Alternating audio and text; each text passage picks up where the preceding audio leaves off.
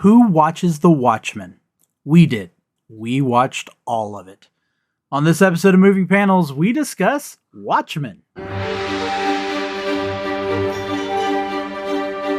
Welcome to Moving Panels, the podcast where we discuss movies and TV shows based on, inspired by, and adapted from the world of comic books. I'm your host, Laramy Wells, and joining me today in the co-host chair, I have a crime-busting duo.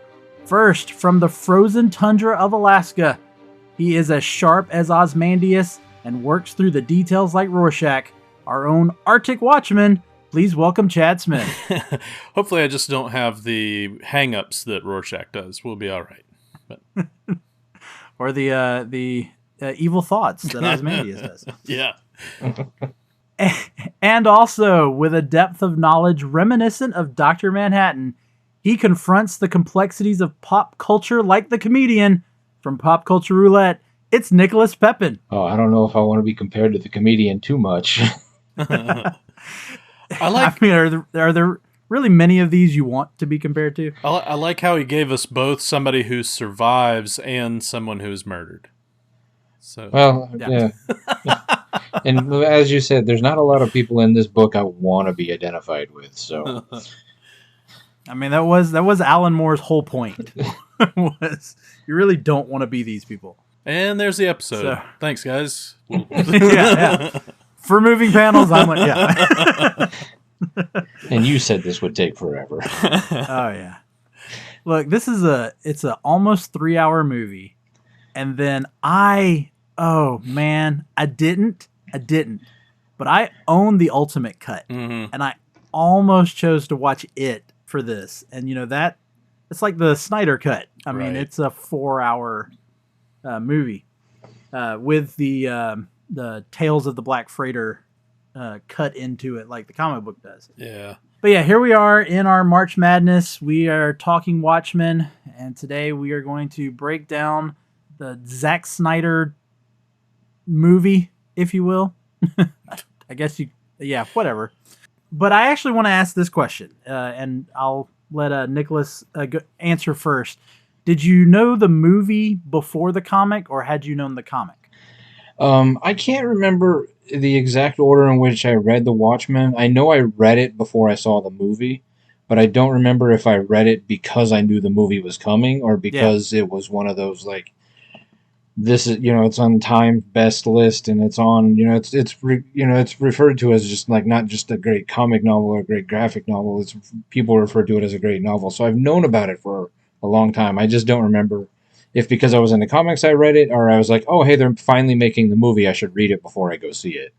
Yeah, how about you, Chad? Because I can't remember if we brought this up in the one shot last week. I can't remember if we talked about it either, but I definitely had read the source material first. That was one that, of course, comic book friends had foisted upon me, fairly young or what? Not super young. I didn't read it in 1988 when it came out at 7 years old. That would have been a little disturbing. But probably high school. I'm pretty sure I was in 10th or 11th grade. And comic book nerd friends were like, you gotta check this out. And so I was very much the beginning of being into Alan Moore in general, and then just kind of snowballed from there. Been fascinated with it since then. I've been fascinated with it since then, but I have to admit I don't think I was aware of it until I heard about the movie. Yeah. And then that got my interest in. Yeah, I will say of all the Alan Moore stuff, so of course we've already covered From Hell, V for Vendetta, League of Extraordinary Gentlemen. Of all of these, I'm just going to go ahead and say this is my favorite. Just kind of to show that one, that card a little bit. Favorite book, favorite thing that Alan Moore wrote. Yes. Not movie. Yes. We're not there yet. Okay. I'm just making sure. Yeah. I'm just making sure. Well, I mean, to go ahead and say, I will say I probably like this movie. It might be the best of the four. Okay. Might. I have to think about that one a little bit more. Yeah. But definitely, yes. Definitely the comic. It is my favorite of those four. I mean, it's certainly his most famous work. Yeah. Of course, I've never read Saga of Swamp Thing, so that could change my mind if I ever sat down and read that one, because I am a big Swamp Thing guy. Yeah. But for those of you not aware, the original comic ran for 12 issues from September of 1986 to October of 1987. Done, of course, by Alan Moore, and the artwork done by Dave Gibbons, which if you see the movie, you know Dave Gibbons gets credit because Alan Moore never receives credit. Yeah. But to talk about the comic a little bit, as Nicholas was talking about, it is a highly praised comic book. In 1987, it won the Jack Kirby Award for Best Writer-Artist Combination. In 1988, it won a Hugo Award and was the first graphic novel to do so.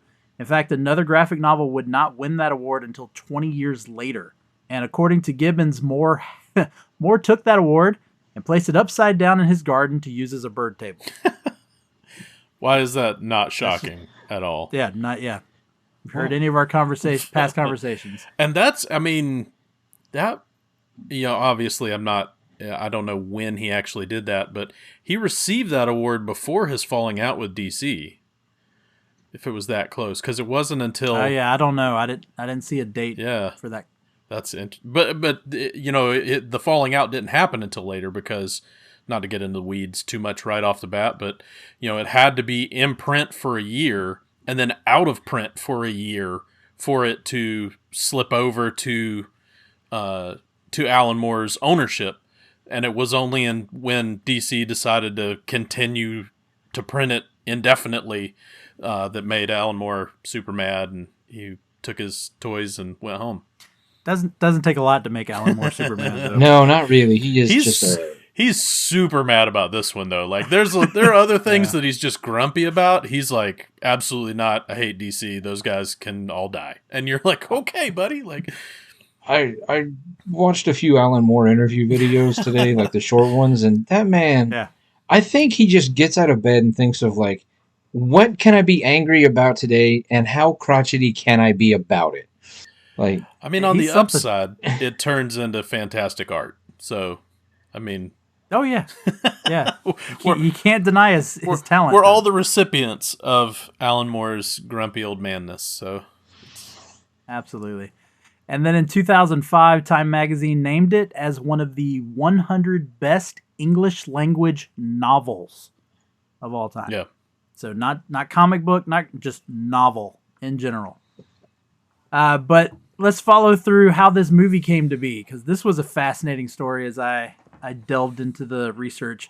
So the film rights were bought by Lawrence Gordon in August of 1986 for Fox. And that was, so follow that. August of 1986. The comic had just come out. Yeah, the first issue had just run. So. Yeah. And then he teamed with Joel Silver, who is a name many movie people, especially of the 80s, would be familiar with. He teamed with Joel Silver to make the movie, and they asked Alan Moore to write a script. Alan Moore refused. So they went to Sam Hamm, who wrote a first draft by 1988, and then they were set to begin filming in 1989. And the only thing I saw about casting was that Arnold Schwarzenegger was in line to play Dr. Manhattan. Okay. Oh, we dodged a bullet there. That would have been hard to deal with. Yeah, not hard to imagine, though, considering you really just take the suit off of him. Physique-wise, yeah. But what I'm saying is you take the suit off of him in Batman and Robin, and his Mr. Freeze is what he would have looked like as Dr. Manhattan. Okay, yeah. That's where I go. Then in 1991, the film moved to Warner Brothers with Terry Gilliam set to direct. Monty Python alum, Terry Gilliam.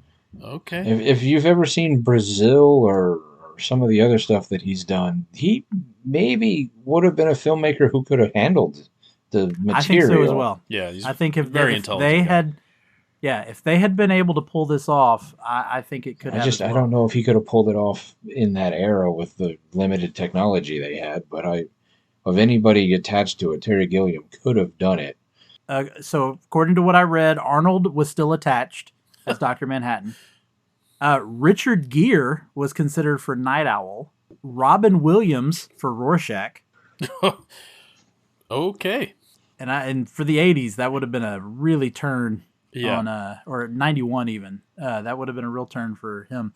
Apparently, David Bowie was interested in playing Rorschach, Jamie Lee Curtis for Silk Spectre. And so that would have been one of those fun, maybe fan casting is what you would more think of that. Like if they had made this in the 90s, who would you have cast? So it would have just been True Lies. Yeah. I did read that the script they had for this Terry Gilliam version was going to be a very butchered version of the story.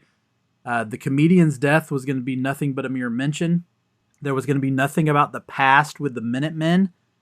They were going to take out the connection and the events that connect the comedian and Silk Spectre. And in this one, the Watchmen had disbanded after accidentally blowing up the Statue of Liberty while stopping a group of terrorists.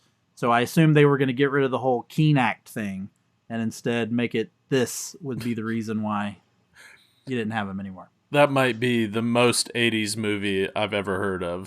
Oh, wait, it gets better. Arnold Schwarzenegger blows up the Statue of Liberty and has to stop being a hero. Like, yeah. It gets better, though. So Ozymandias' plan in this version was to create a wormhole to go back in time and stop John from ever becoming Dr. Manhattan. That's one take. Sure. Yeah. Can you imagine the look on Alan Moore's face when somebody like... Oh, I'm sure. I'm sure. Wait, it gets better. It keeps going. This is just a snowball. So in this script, Manhattan would stop Ozymandias, but then realize it's actually a good idea. So a little bit of connection here. And he would travel back in time himself and stop it. This would then create a new timeline, which would technically be our world. So not the Watchmen universe, but actually our universe. Right. And the Watchmen, I don't know how, but all of the Watchmen would arrive in our world and discover that they are just comic book characters. So, Now, does that not sound like an early 90s movie? I mean, not the worst. Deadpool? Nice. It's not the worst plot ever at the end, but the getting there, no, I'm glad this didn't happen. Yeah, but Terry Gilliam did not like that script. He had it rewritten, and his script, or the script he had written, contained a little bit more of the source material, but ultimately Gilliam was not happy and decided to leave because, very similar to what Nicholas just said, he believed that Watchmen was unfilmable. Yeah. I mean, maybe he respected Alan Moore's opinion, because Alan Moore has more than once, no pun intended, stated that he thinks that art is made in the medium in which it was intended. It's made, yeah. And so he's not for adaptations, period. So, I don't know. Maybe his fellow countrymen took it to heart and decided not to make the movie. I mean, I could also see Terry Gilliam being every bit as old and crotchety as Alan Moore. Just in a much more humorous way, yes. Yeah, much more satirical way. Then in 2001, the movie moved to Universal, and David Hayter was signed to write and direct. And if you pay any attention to the credits, you know that he still has writing credit. So as soon as this happens... Part of his script was used, Yeah, we got a good chunk of his script. For those of you who don't recognize the name David Hayter, this is the guy that wrote X-Men, the X-Men movies. Made sense 2001. I mean, he's riding high on the first X-Men movie. At least somebody who somewhat respects the source material. Yeah. Yeah. Well, and Alan Moore actually felt that Hayter's script was as close as anyone could get. So there is a little bit of a positivity coming from Alan Moore there.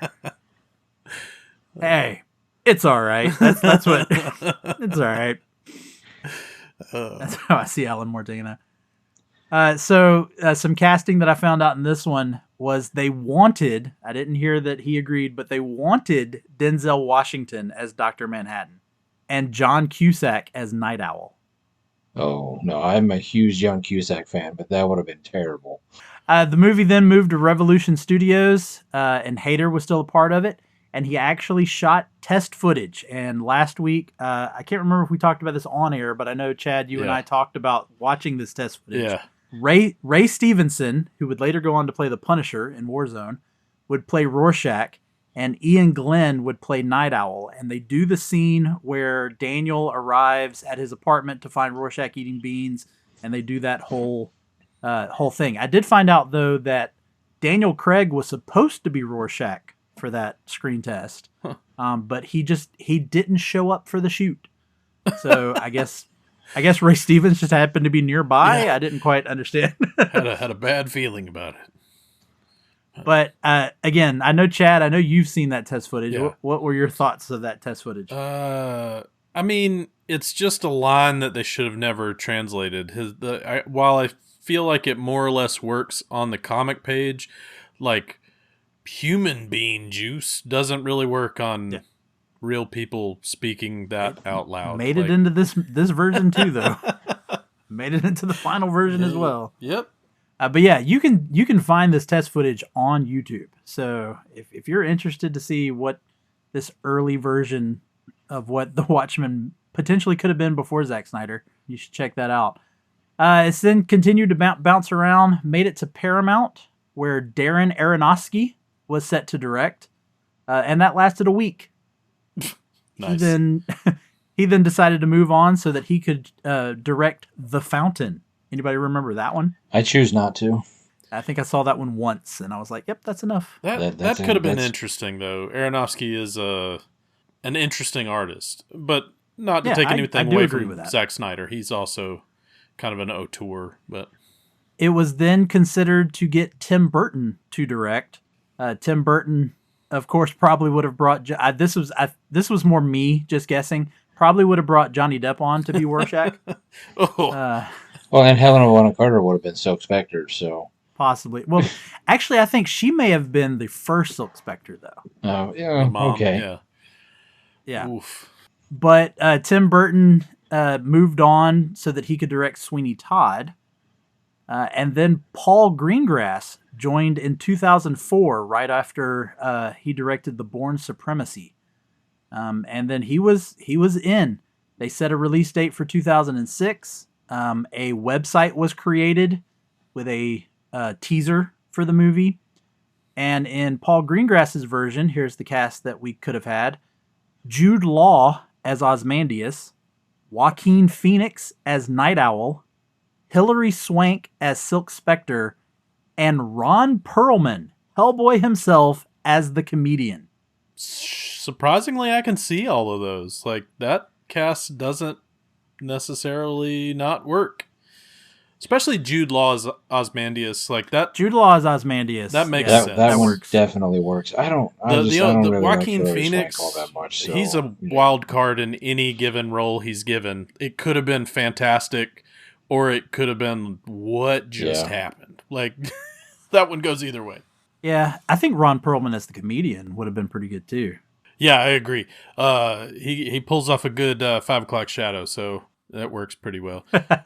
Big square jaw, you know. I will say that Paul Greengrass's version of The Watchmen would have actually updated the story and set the events set it after the events of 9/11. The few things I read here is that the comedian would have been both a Vietnam and Gulf War vet. And instead of a conflict with Russia, it would have been Afghanistan. And pretty much they wanted to keep the same theme of Watchmen, just give it more an updated time period. Okay. Not make it as much of a period piece as it is. Yeah. What are y'all's thoughts on that, on updating this story? No. I mean... Nicholas, no. Yeah. I mean, there's a way to do it, but that the way that you laid out is not. I don't think that works. Yeah, I don't think that Afghanistan can be as ominous as Cold War Soviet Union. Like, it just doesn't seem like there's the specter of the end of the world that the source material has to deal with. Yeah, I also wonder, like, I think there's a lot more you would have to adapt for the story, because, you know, there's so much about Ozymandias and Manhattan, like, advancing technology. Well, if you don't set it until 2001, I mean, there's already a lot of advancement in technology. Yeah. Well, and, you know, skipping forward a little bit, it's the main plot of it is that the fear that the Cold War brought on us in the 80s. Having this idea that like we're minutes away from midnight at the end of the world at all times, like during the 80s. I was born in 78, so I don't have a lot of memory of the 80s, but I do remember there being sort of a fear of impending doom at all time. Yeah. And I think post 9/11, we didn't necessarily have a fear that the world was going to end at all times. We just were like, there was the fear that anything could happen, but never that Never like an ultimate end. Yeah. Like not necessarily an ultimate end. And without having the idea of where the end goes of the nuclear armistice, I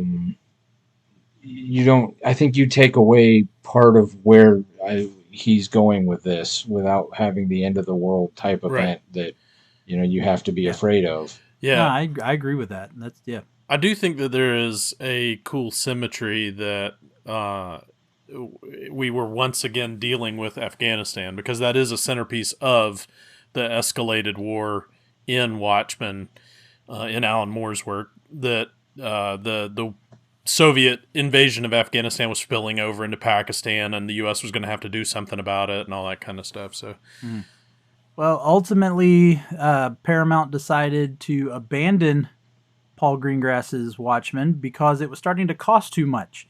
In fact, they had already, when they chose to shelve it, they had already spent $7 million on it. And then in 2005, it moved back to Warner Brothers, and this is when it was finally handed over to Zack Snyder, who was still finishing 300 when he was offered Watchmen.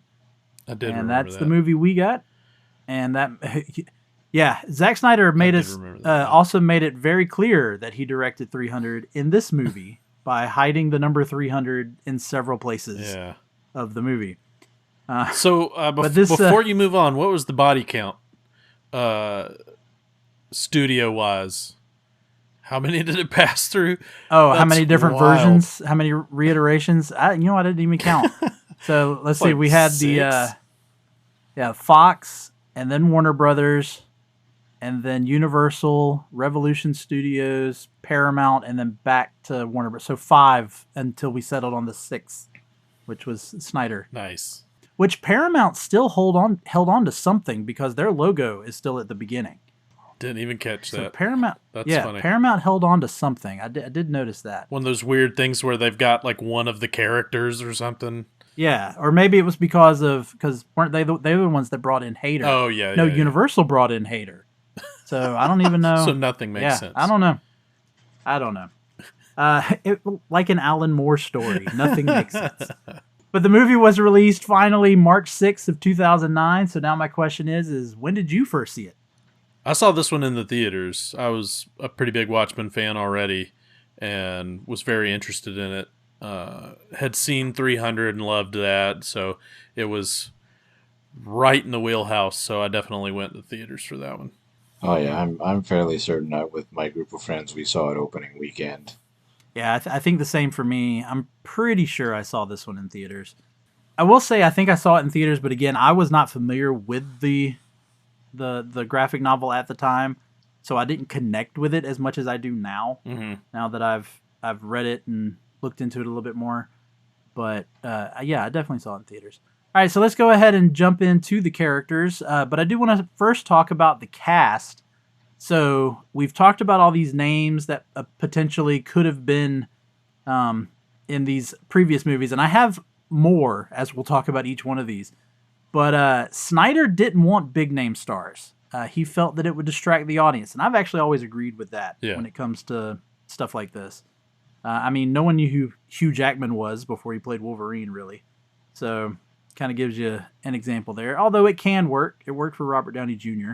So you can get a big name in there and it still works. Christopher Reeve was a nobody. He even got third billing in the very first Superman. But I agree with that. So let's knock these out. So Silk Spectre, Laurie Jupiter, played by Malin Ackerman. Those of you who recognize her, she's Laura on Billions. She was Constance in Rock of Ages. and she was also in Couples Retreat and The Proposal.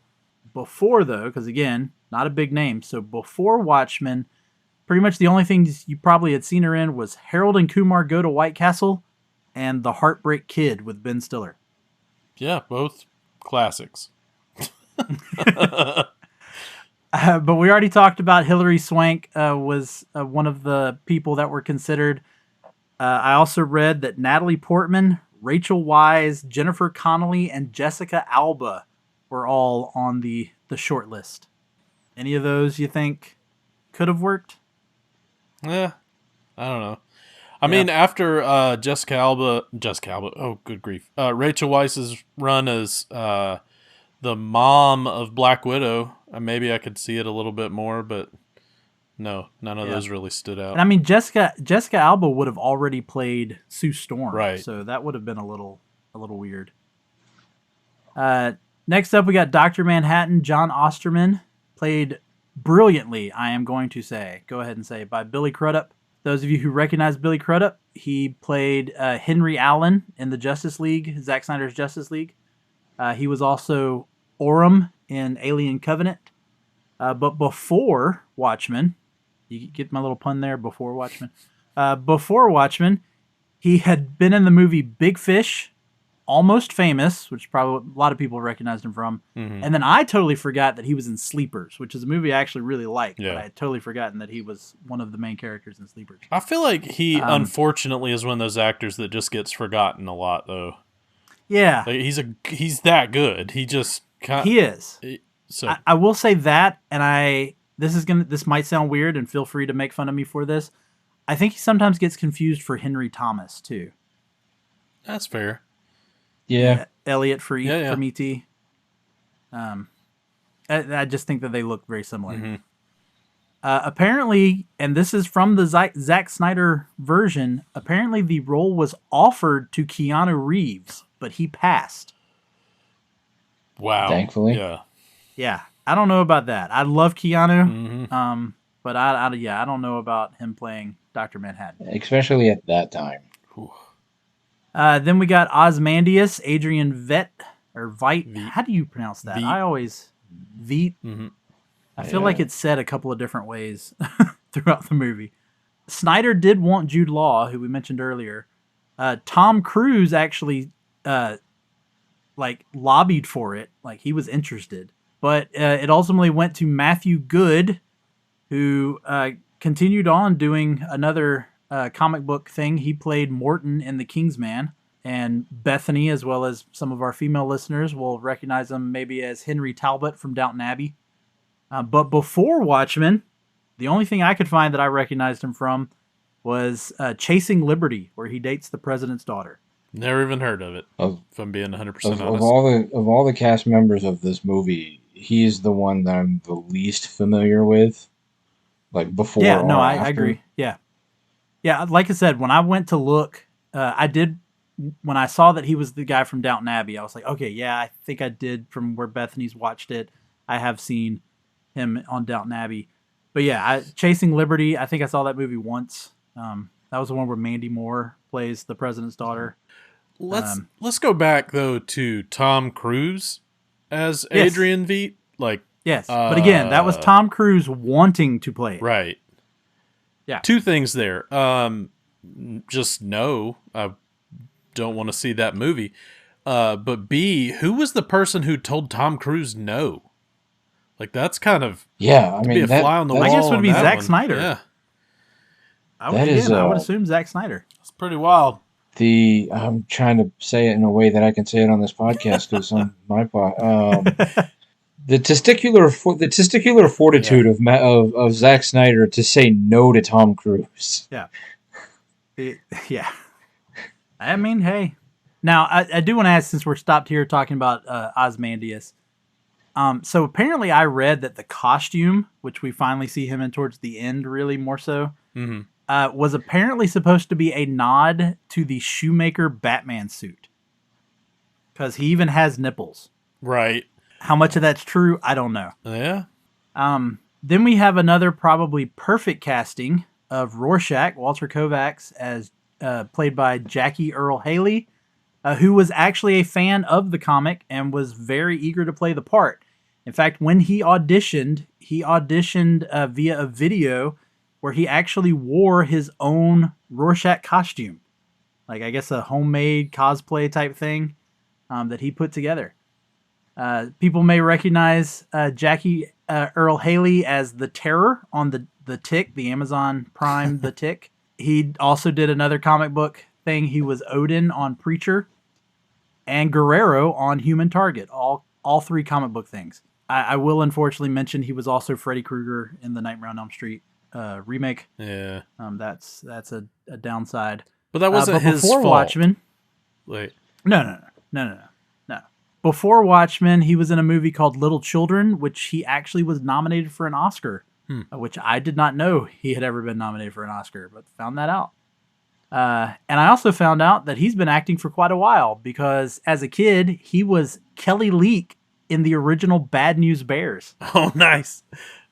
Yeah. Yeah, that Jackie Earle Haley, Watchmen kind of reinvigorated his career. I mean, he had kind of taken a bit of a downturn, and then But Bad News Bears. I mean, again, going back to Robert Downey Jr., that's what Iron Man did for him. But you're not wrong. Really good casting there. Yeah, that to me, as much as I like Billy Crudup as Dr. Manhattan, I think even better is Jackie Earle Haley as Rorschach. It is just that he solidified that role for him. Like, it's going to be hard to, if they ever decide to do Watchmen again, please don't. But if they ever decide to do Watchmen again, it would be hard to cast anyone else as Rorschach. And I think that's kind of the linchpin for that casting, or for that cast as well. Like, you could... Yeah, I agree. You can get some okays elsewhere, but if Rorschach isn't great, it's going to flop. Like, it's just going to fall flat. I mean, he's essentially the main character. Yeah. If you had to, I mean, he narrates the story. Right. It's his story. All right. Then we've got Night Owl, Daniel Drayberg, played by Patrick Wilson, who actually gained 25 pounds to play the role. Through the years, there were considerations of Kevin Costner, Christopher Walken, and Richard Gere to play Night Owl. Christopher Walken. That would have been amazing. Would have been great. Oh my gosh. Of course, Patrick Wilson would continue on in comic book movies by playing Ocean Master in the Aquaman movies. He's also very well known as being Ed Warren for the Conjuring movies and Josh in the Insidious movies. But before Watchmen, he was in the thriller Lakeview Terrace. He also was in Little Children with Jackie Earle Haley. He did if you've never seen this, I highly recommend it. He did the independent movie Hard Candy. Which I 100% recommend. It is a very uncomfortable movie to watch, but it is very good. And then he was also in The Phantom of the Opera because Patrick Wilson was a Broadway star who has actually been nominated for 2 Tony Awards. Huh. Snyder did, then this is one where there's a very drastic difference in the costume. Snyder did want Night Owl's costume to look a little darker. I mean, it's Zack Snyder, of course he did.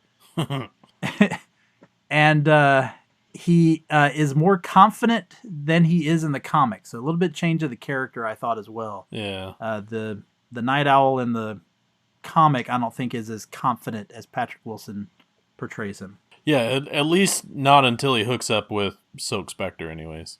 I'd agree with that. Yes, very, yeah. Let's go ahead and just knock that out so we don't have to dwell on it.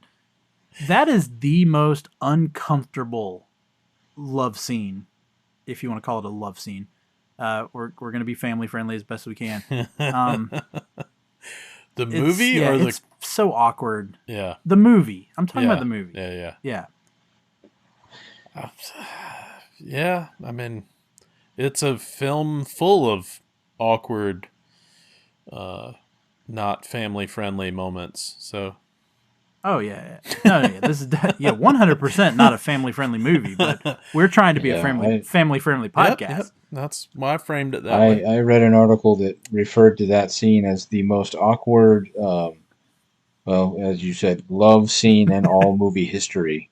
Oh yeah, Which I don't know if I agree with of all movie history because there's some Pretty pretty awkward ruthless. ones out there. But it just, I think, like I appreciate that Zack Snyder actually like tried to stay to the source material for the most part. But I think at certain points, and I hate that I'm about to say this because I it drives me up a wall when other people say it. So I think he was almost too slavish to the source material, yeah, and he wanted to have certain images and certain yeah. scenes and certain splash panels, and for whatever reason that was one that he really wanted.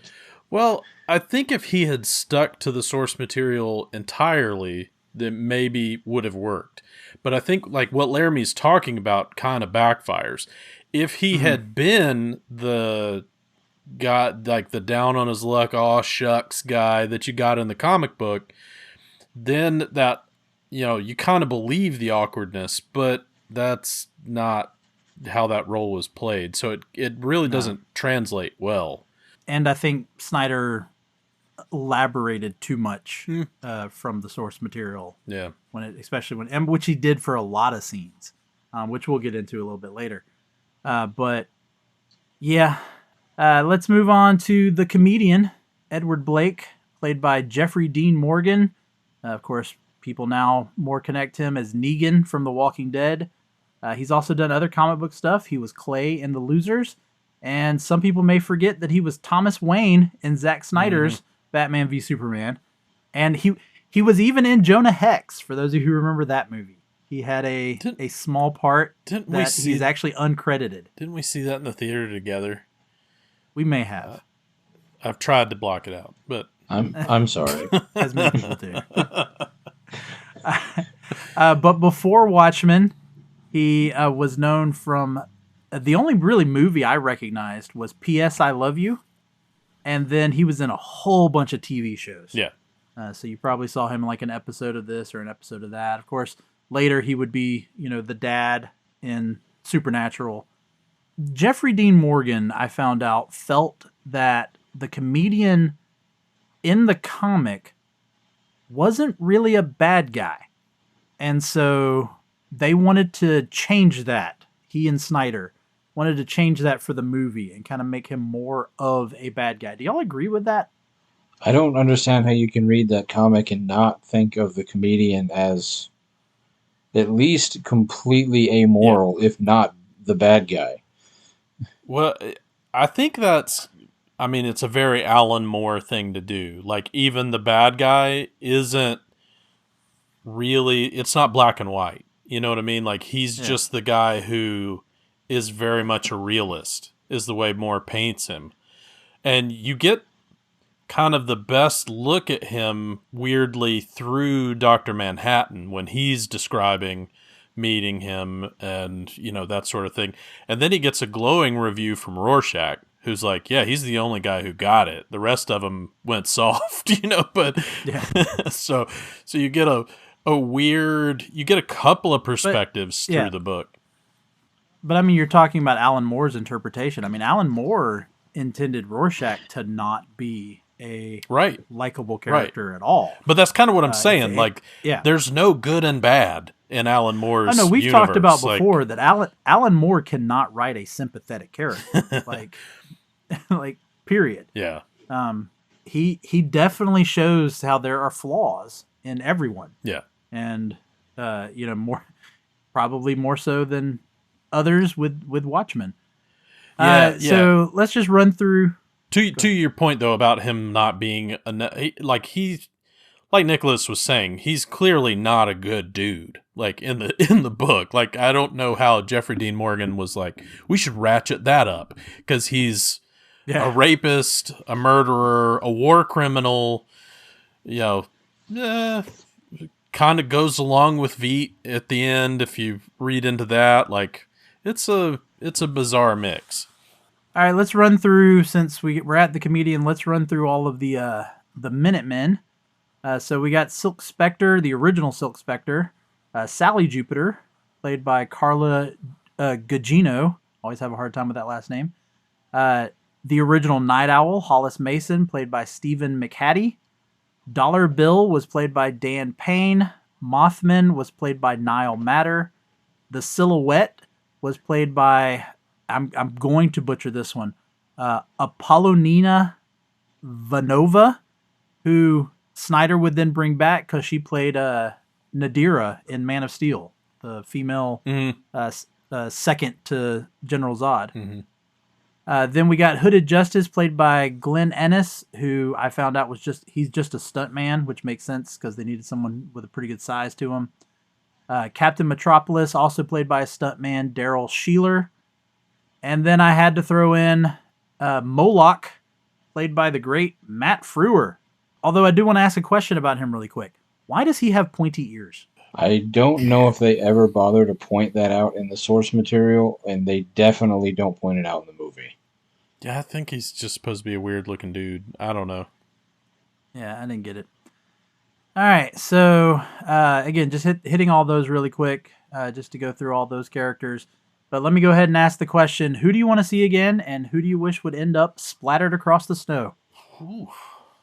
Man, that's I mean, is it too easy to say Jackie Earle Haley? I mean, you already pointed out. I mean, him and Billy Crudup are like really perfect casting. I mean, voice-wise, Billy Crudup has done. I was Billy a Crudup's huge voice. Yeah.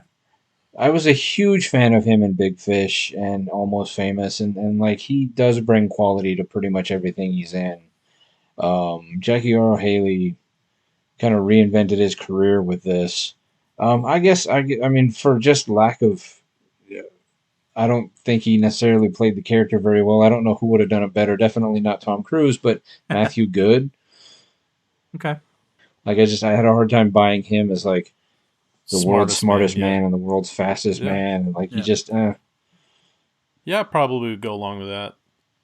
It's there's not a super weak link in this cast. I mean, obviously the movie has been criticized, but I don't think it's cast wise. No. Yeah, I think I'm with y'all. I'd like to see. I wouldn't mind. I don't want it to happen, but I wouldn't mind a Rorschach prequel type movie, like they tried to do in the comics. But I also, I think if you were to pick one of the Watchmen, that would be the quote unquote weak link. Yeah, it would probably be Matthew Good.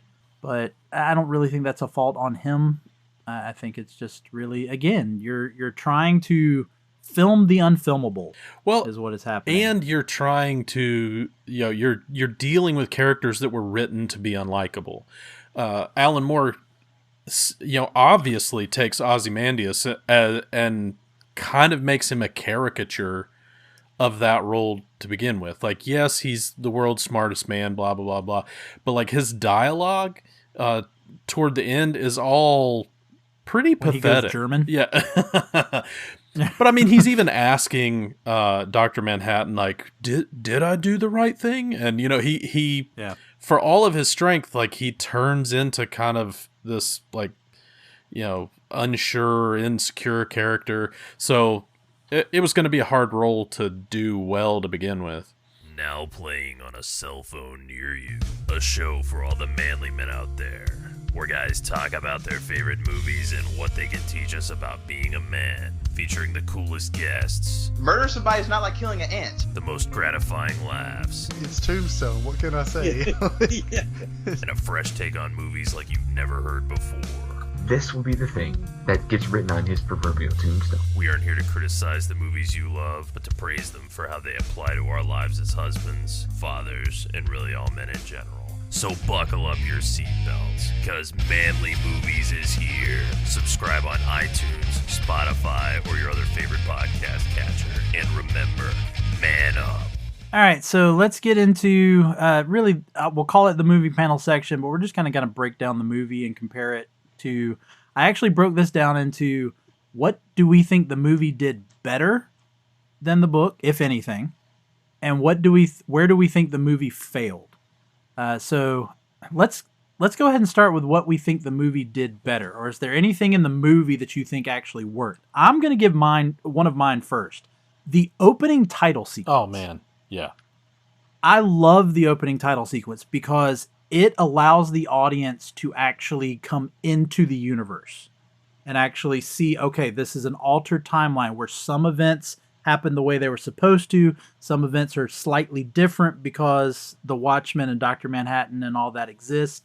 I like that almost the very first thing we see is actually Night Owl preventing the Waynes from being murdered.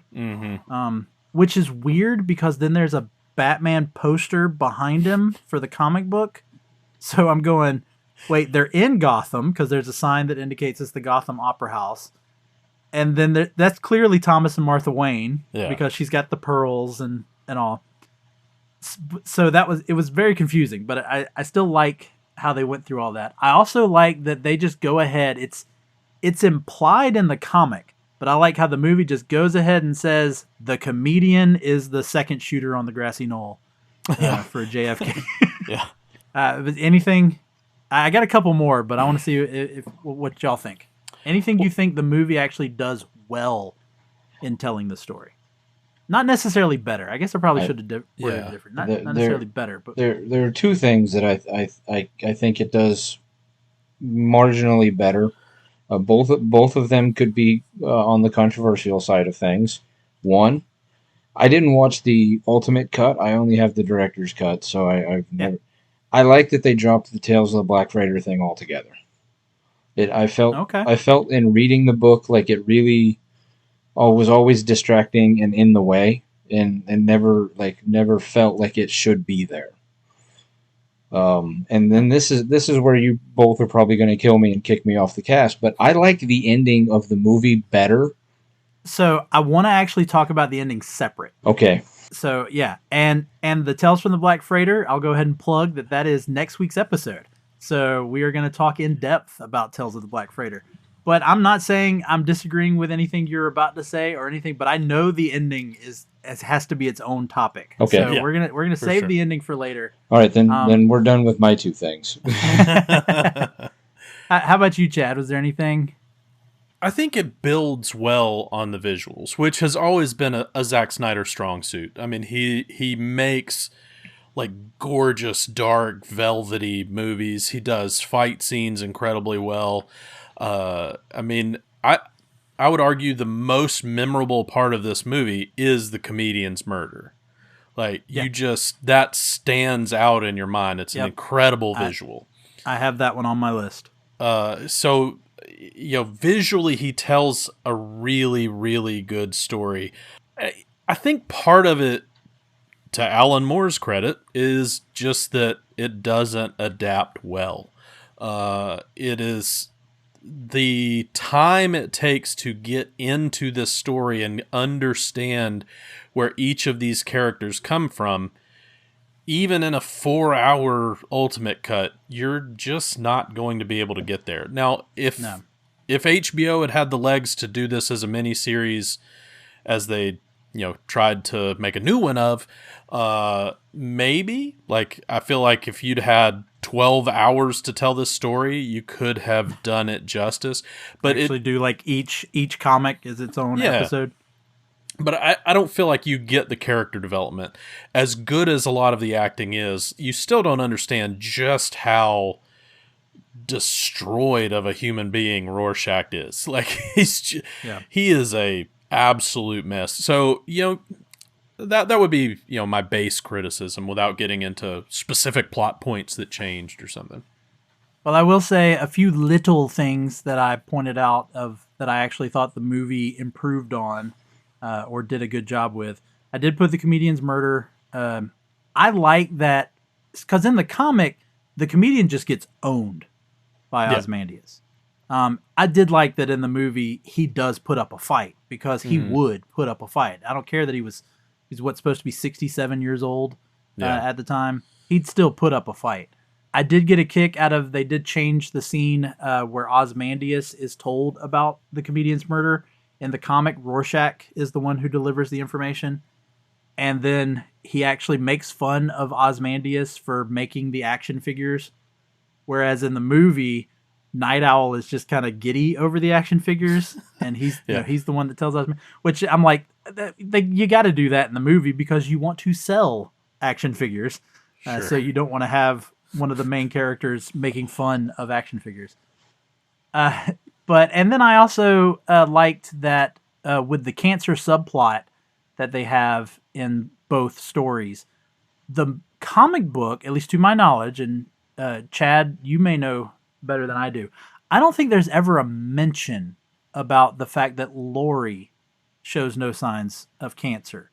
But in the movie, Dan brings it up. It's just a line, but they at least acknowledge, hey, this doesn't make sense because you never got cancer. Right. Yeah, they don't directly reference it. I'm trying to remember. I think in the, like, you can tell that Dan sees that there's some oddball thing, but the Dan in the book is always just more worried about what happens when Dr. Manhattan finds out that he's sleeping with his ex-girlfriend. So yeah. All right, so let's talk about where, and Chad's already hit on this a little bit, but let's talk about where we think the movie fails in terms of adapting the story. And I'm actually going to start with the comedian's murder. So as much as I liked the fact that he puts up a fight, as he's putting up a fight, he appears to have super strength. Both of them do. And that just completely takes you out of Moore's whole point of Watchmen, is that these are regular people. And the fact that we see pretty much all of the Watchmen do superhuman feats, whether it be super strength, super speed, just the fact that they seem to be able to withstand some of the falls and beatings and all that they take, I think that immediately took us away from Moore's theme of, again, it being regular people and the mindset of regular people, or the consequences of regular people doing this type of job. just genuine vigilantes. Yeah. Yeah, I mean, Ozymandias arguably is the most advanced human. I mean, in the book, he does learn to catch a bullet. There's no human that has ever actually done this before. Apologies, but still, to David the way Blaine. he lifts the comedian. Yeah, no, I don't disagree with you. Yeah. So it didn't take me out quite as much. But you're not wrong. It is a stretch of the point Moore was trying to make. You're not wrong there. I mean, it is. It does. There was part, especially at one point when Ozymandias is moving ridiculously fast. It's like, I don't think he's not supposed to be superpowered. That's the whole point. Right. The whole point of the story is that the only person that has any real superpowers is Dr. Manhattan, and that is what either scares people or excites people. Yeah. Yeah. But I mean, even Night Owl and Silk Spectre, when they fight the thugs in the alley, I mean, they're punching them and launching them, 10 feet back. And to me, that just took away from what the whole idea of Watchmen was supposed to be. Another one, and honestly, just to bring this up while we're talking about it, I mean, I think the violence, and this is Zack Snyder, the violence, I think, was ramped up a little too much. And also because of Zack Snyder's style, he made everything that the Watchmen did look cool. And that's not what Moore intended. Right. Moore did not intend for what the Watchmen were doing to be cool. He wanted violence to be tragic, not heroic. And Snyder was making it look heroic. Yeah, no, 100% agree. And I don't know if that's just him being a victim of his own fame, because as we just mentioned, he'd just come off of 300, which is maybe the most uber violent comic book movie made up until this point. So I kind of think it's some of that. Maybe the studio's going, hey man, maybe if you could do some of that cool visual stuff you did with those guys, that'd be pretty awesome. So I don't know. I don't want to throw Zack Snyder under the bus, even though I'm not a Zack Snyder apologist or anything. But it is not very Alan Moore. You look, especially Rorschach, everything he does, you're almost supposed to have pity on him for doing, in the book. Whereas in the in the movie, like, he's a cool superhero. He does some nifty stuff. Even his mask moves magically.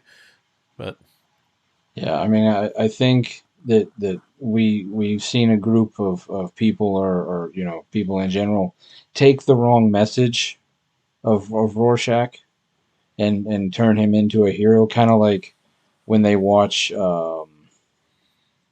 Scarface and you come away, where you're like, I want to be Tony Montana. It's like, man, you missed the point entirely.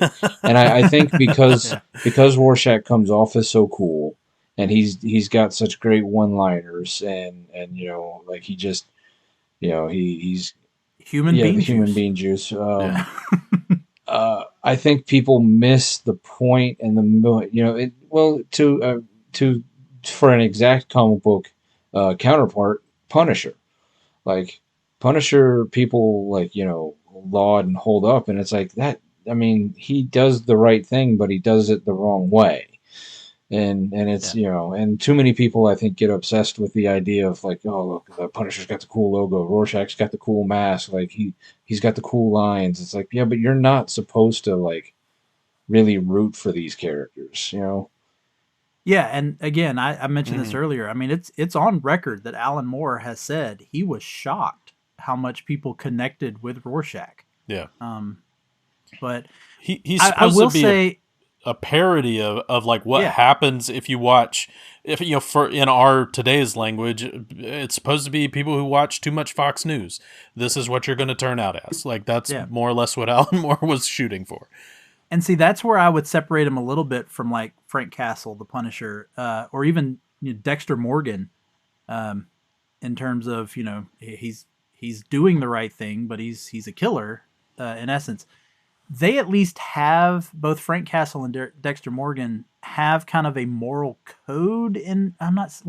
Rorschach has one, but I'm thinking about like the scene in the movie where he's talking with a psychiatrist in the prison, and he says, "I don't like you because you're fat."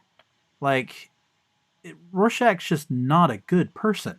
Like, Yeah, that was just bad writing, because in the book, he elaborates on that a little too much. He doesn't like him because he has no idea of the understanding, him being the therapist, has no idea of the kind of suffering that he's, quote unquote, trying to help. He sees that guy as just as a hypocrite, that he claims to be helping people, but he's really just trying to help himself in his own career.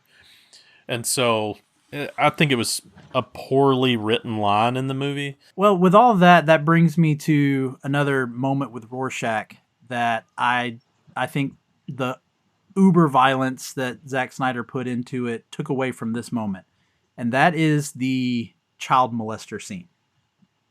So in the movie, it is extremely violent. He kills the dogs, hacks the child molester up. I liked better what he did in the comic, where he handcuffs the guy to the stove and then sets the house on fire and gives the guy a choice: burn to death or cut off your own hand.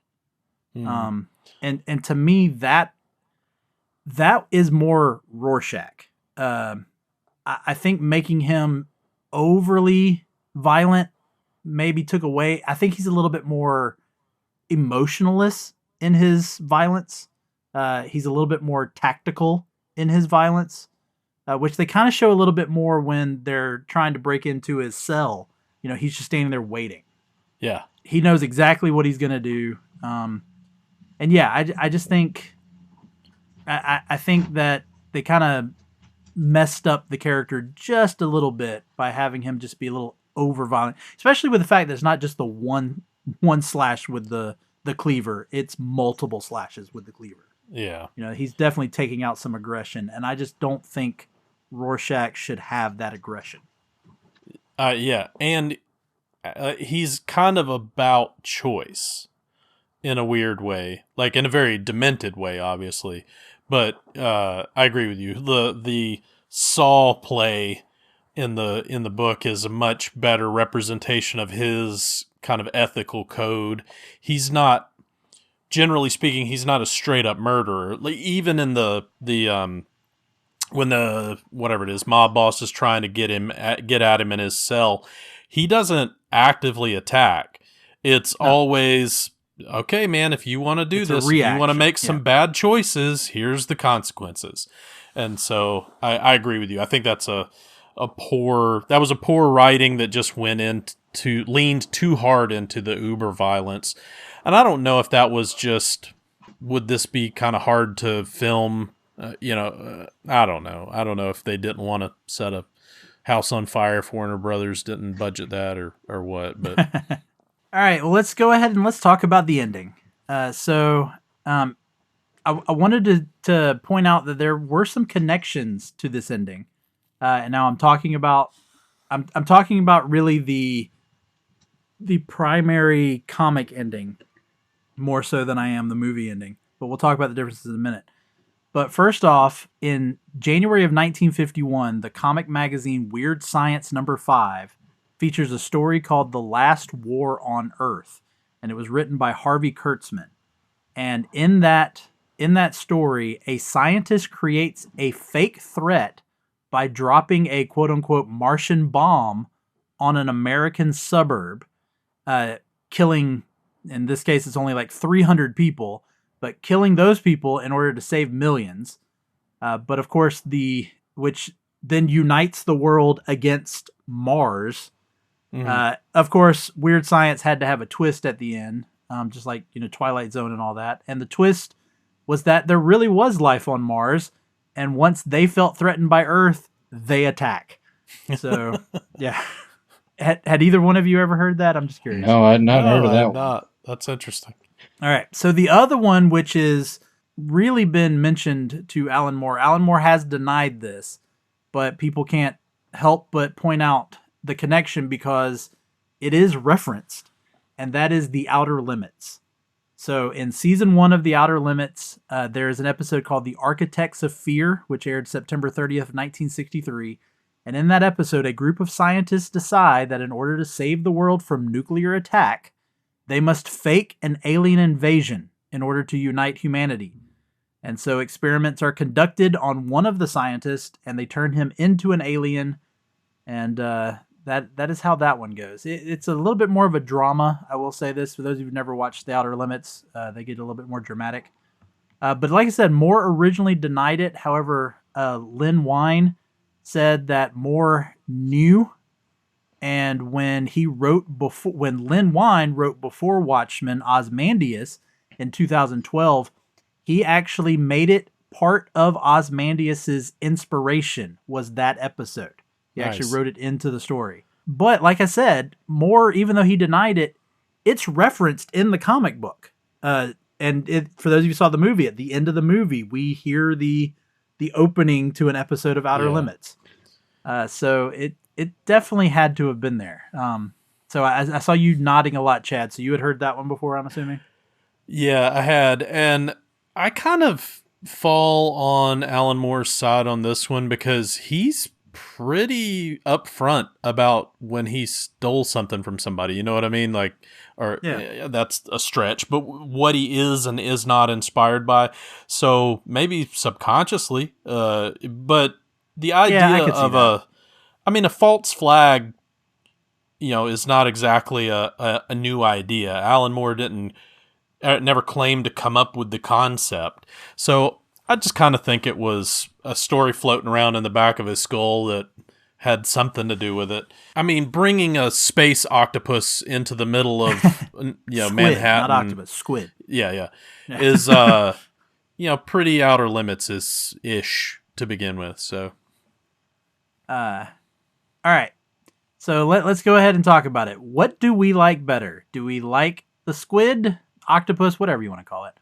Or do we like the Manhattan bomb, I guess or bombs, I should say, because there is, he does ignite one of those bombs in several cities instead of just New York, like the comic does with the alien octopus. So I'll let Nicholas talk first on this one. So which one do you think is the better ending? Because you were wanting to bring this up earlier. Like I said, I know this is, I'm surprised you didn't kick me off when I brought it up first, but now that'll bring it up. I think I actually like the movie version a little better than the comic version.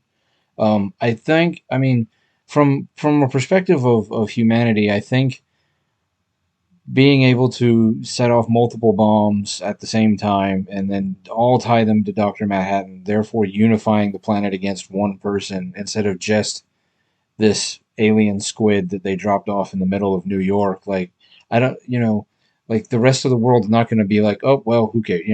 I don't know. I mean, it feels less clumsy in the movie than it did in the book.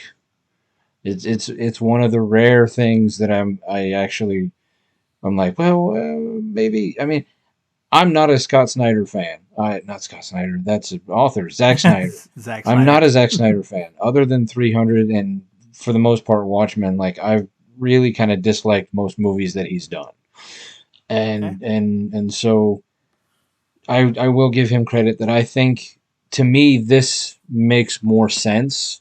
I think it does a better job of doing what they were set that it gets you to the same place that both endings got you to, but I think this one kind of galvanizes it a little better. I don't know. I had problems with the Zack Snyder ending because I think it's tricky to blame it on Dr. Manhattan for a couple of reasons. For one, what you were trying to avoid was a war with relatively conventional arms, and so it could be easily mistaken and lead to the same problem that you were trying to avoid. What happens when everybody just starts launching missiles because cities around the world are being attacked?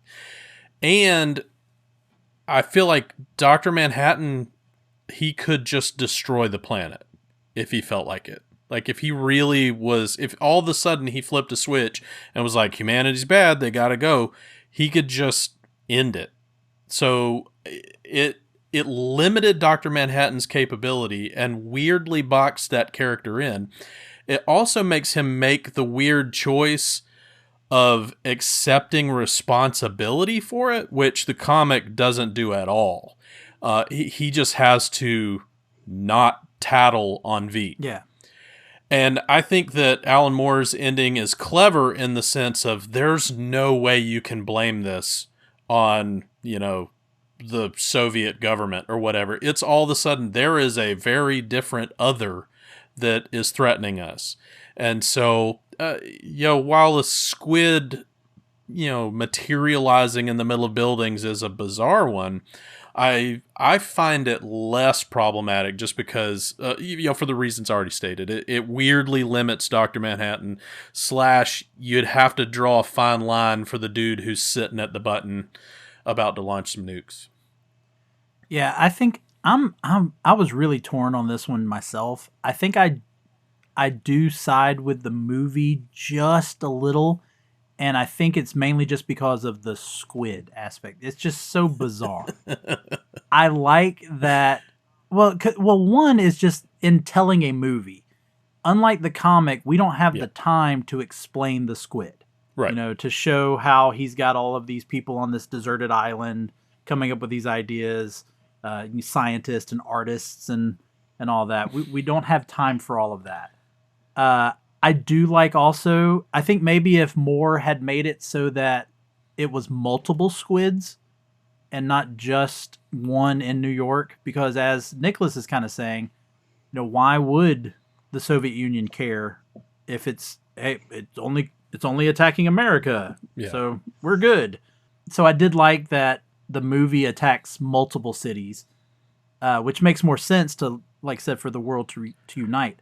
However, I do agree with you. I even think the fact that they had said in the movie, of course in the comic as well, that the Superman does exist and he's American. Yeah. So if Manhattan is so connected to the American government, it feels like that would more unite the world against America. Yeah. Because they would think that they made Manhattan send off all these bombs. So I think there's a little bit of a backlash to it. My biggest issue, though, with the movie is that even though they give us this moment, especially the moment where we get the quick glimpse of the kid and the newsstand that for the Tales of the Black Freighter. We get a Right. quick glimpse of them towards the end. Benny at Bernie's, which Yeah. is so confusing. The movie doesn't really allow us to experience the horror caused by the bomb the way that Alan Moore and Dave Gibbons did it in the comic. I mean, there are 6 full pages of Yeah. just the destruction that occurred because of the squid landing in Manhattan. And again, that was part of Alan Moore's, the point he was getting across. And the movie, it's just this big bluish white wave that comes through and just kind of vaporizes everything. And so there's not, like it when doesn't Manhattan, have violence where it should. yes, There's yes. ultra violence where there shouldn't be, and there's Yes. lack of violence where there should be. Yeah, I mean, even if you're going to do the, kind of the incineration type thing, when when Laurie and Manhattan teleport in, I guess at New York, if they had done it at street level, and then Laurie had seen like skeletons, or even had seen like a teddy bear, something, stuff to indicate the actual That there were consequence humans, yeah. of this. Yeah. Yeah. I think that to give a negative to the comic though is because we talked about this earlier with the whole there's not supposed to be superpowered beings, but according to Alan Moore, psychics exist Yeah. because Yeah. so Yeah. so there are psychics in the comic book world. And like, how violent was the death of this squid? Like in the comic book, I think it says 3 million people died. Yes. Like, wow. Like, I mean, Yeah. it just falling on the city is part of it, but it's killing most of these people in its flailing death throes, apparently. And Well, there's man. there's panels showing where some of its tentacles like went through buildings. Right. So, yeah. yeah, it's pretty wild. But I think that's the one thing that I kind of did like about the HBO series, like really branching off a little bit, but the whole them having to manifest squids from space every now and then to keep the lie up, I thought was pretty clever. Yeah. And another plug there, Tim and I will be talking about the TV series in a couple of weeks. So listen out for that one. All right. Anything else, you guys, that we haven't covered that you want to bring up about the movie? One of the only things I have in my notes is how bad was the makeup on Richard Nixon, especially given how good the rest of the movie looked. Yeah. Like, Yeah, it wasn't great. It was just, it was so jarring. Again, considering how good the costuming and the makeup was across the board for everything else. I will give you this much for Zack Snyder. As much as I don't like him and I don't like a lot of his movies after this, he knows how to frame a movie. He knows how to he knows visual effects. He makes his movies look good. They're soulless, but they look good. And we didn't mention this, so he did use the comic book as like storyboard for this movie. So, it is a lot to give Dave Gibbons the credit because the look of this movie was inspired by the visuals that Dave Gibbons created for the comic. Nicholas, I'll go with you that I would back up. I wish Zack Snyder had actually just done what Alan Moore wanted to do in the first place and just made Reagan the president that he disliked a lot. So he could have updated it and tried to get Alan Moore on his side if he'd have just thrown Reagan in there in Nixon's place. But I feel like there's got to be enough Nixon impersonators or Matt. Like it was just whatever. I mean, what did you think about the homage to Dr. Strangelove with the War Room? Yeah, that was clearly was clearly built to look like Dr. Strangelove. Yeah. All right, well, let's get into it. Final decision: bag it, stack it, or trade it. Nicholas, I will let you go first. I'm gonna go stack it. It's just it's close to putting it in a bag, but it's really I think it's been hinted at a few times. I think had HBO done it as the straight miniseries instead of trying to do this weird sequel thing that I haven't watched, I think it might have been better. I think making a 3 hour movie, a 3+ hour movie, it's a hard sell. It's I mean, normally I watch the movies twice when I do an episode with you or Tim or anybody else. This time I watched it once because it is a hard movie to sit through, and it's 3 hours. It's good. It's got some really good parts. It's got some very questionable parts. It's worth watching. I just don't know if I can pull it out very often and watch it. It's definitely it's stack it but borderline bag it. Okay. How about you, Chad? Man, I'm falling in exactly the same camp, which hurts me for very different reasons, because I think that the book is so good that it's hard, even in its inferior movie form, to kind of cast shade at it for me. So I don't like to put it as a stack it, but I definitely think that it's it definitely has its moments. Like we were talking about, there are very memorable things. Zack Snyder, this was probably, I would argue, Zack Snyder at the height of his powers before he kind of becomes a parody of himself. A little bit.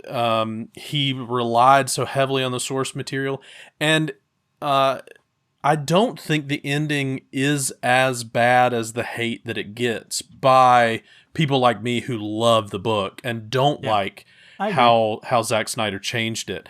I think that he did what he needed to do to tell the story in the visual medium that he chose, and I don't think that he got to the end point differently. I agree with your minor criticisms that, you know, the violence is in the wrong places, that it does take away from Moore's point, but I think it's a good representation of the book overall, and I'd put it as a stack it, almost bag it as well. I'm right with both of you, but I actually said bag it, but I think I'm just on the other side of the line from you two guys. And I think I only chose to say bag it because of what you just said, Chad. I think it is probably the best adaptation we could get out of a movie and not turning it into a miniseries. I will say I do disagree with Nicholas. I do think that the ultimate cut is probably the better way to watch it if you want it to be a more accurate adaptation. But again, tack another hour on that bad boy. That is where you have to. But I mean, we talked about this with the Snyder cut of Justice League. You know, the 4-hour version is better than the Justice League. But yeah, so that is the downside, is that in order to get such a good adaptation, it has to be long. But for the actual, you know, the one that you could watch on HBO Max, you know, the one that you're gonna be able to watch yourself, even though it is 2 hours and 43 minutes, I think is the actual running time. It is the best adaptation. I think that's what just put it over into bag it for me, is that this is the Watchmen movie. I really do not want them to ever try to adapt this ever again. I'm not saying it won't happen, but I don't. And because I think they did this, and then this kind of spawned DC to then take the Watchmen in the comics and try to go farther with them. You know, we've talked about they did the Before Watchmen storyline. They then did the New 52, which you ended up connecting it to Watchmen because you found out that Dr. Manhattan's the one who created the New 52, and they've merged the Watchmen universe with the DC universe. And this is one of those things that if Alan Moore had passed away, we would say he'd be rolling in his grave because of what they have done with Watchmen, because it's meant to be this one book. And that's, again, what I say about this movie. As long as this movie stays the one movie, then that's what just puts it over the edge for bag it for me. Yeah, I could see that for sure. All right, well, there is our talk about the movie Watchmen here for our March Madness. As I've already talked about, we're going to come back next week and talk about Tales of the Black Freighter. And then after that, the following week, to end our March Madness, Tim and I are going to discuss the 2019 HBO limited series of Watchmen, the loose adaptation / sequel / reimagining / remix, whatever all the names they gave it when it was being promoted. But we'll talk about those. But for today, thank you, Nicholas, and thank you, Chad, for joining me into discussion of one of the greatest comics. I do think we all three agree the comic is better than the movie. Yep. Yeah. But one of the greatest works there, and wrapping up our journey through Alan Moore since last October. But we'll go ahead and wrap things up. Rate and review the show. Thanks, everybody, for listening. For today, for Moving Panels, I'm Laramy Wells, and I'll see you on the other side of the page.